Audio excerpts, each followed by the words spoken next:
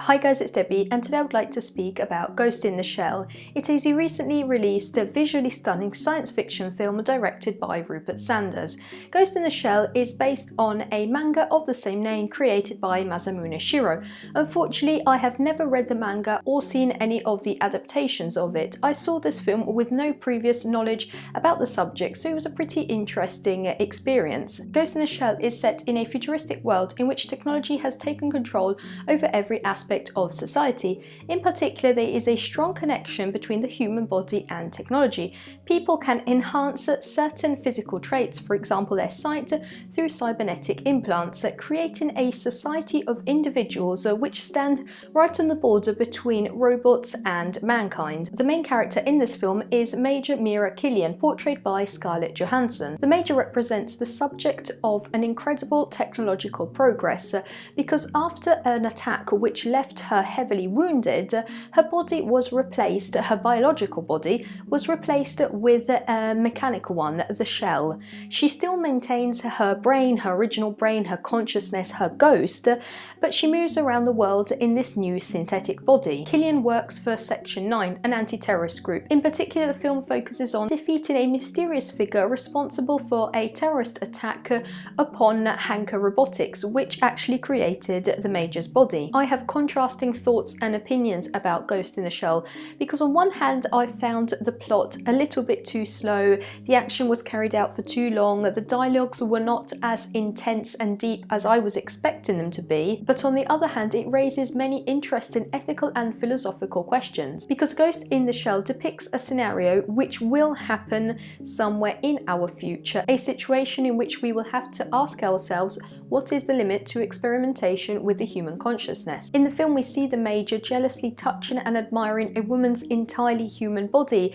She doesn't appear to feel at ease in her armour, and also she has limited space for emotional development. Also, Killian starts to feel as if there's something odd in her past, in her memories, and there are some concerns about the works carried out on her body. So here comes another big question.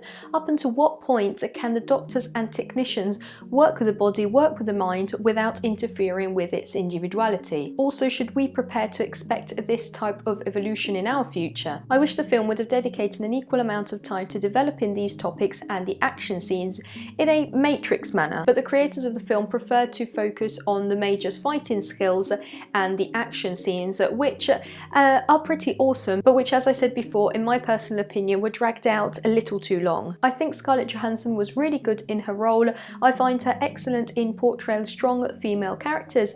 For example, for quite a few years she has been portraying Black Widow in the Avenger film series, and in 2014 she portrayed Lucy, the main character of the film of the same name. In general, I think she is much more than just a cute face. There's actually been a lot of criticism surrounding Scarlett Johansson's casting and the concept of whitewashing, which means choosing a white actor for a non-white role. In this case, the Major should have been an Asian woman. Ghost in the Shell is a visual heaven in depicting the relationship between society and technology. Every aspect of human life is influenced by technology. Even just a walk through a big city introduces us to enormous billboards.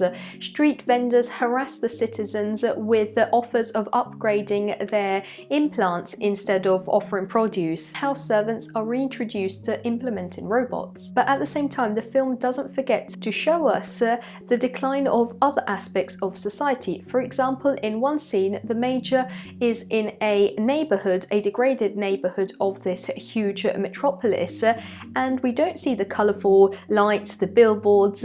Instead, we see huge, grey, outdated apartment complexes. These scenes, along with the Major's thoughts, prove how these societies try to represent an utopian world, so a perfect future setting in which the citizen's life is perfectly regulated and ideal for them, often thanks to technological progress. But in reality here there are strong hints at the opposite, a dystopian society in which the world could easily become a toy in the hands of doctors and engineers which enjoy being God. In general, I was expecting so much more from this film because there was such a deeper potential, but the plot was introduced in a chaotic way, making it hard to follow at the beginning. Most of the characters soon became nameless secondary figures, and by the time we were supposed to feel deep, real emotions, we were just too interested in Johansson's character to care about the others. In my personal opinion, I didn't find this film particularly engaging, and I found myself more interested in the beautiful background settings than the actual story. I found there was a huge gap between the story's pace and the overall wonderful aesthetic of the film. Let me know what you thought about Ghost in the Shell with a comment here below. I hope you enjoyed this video,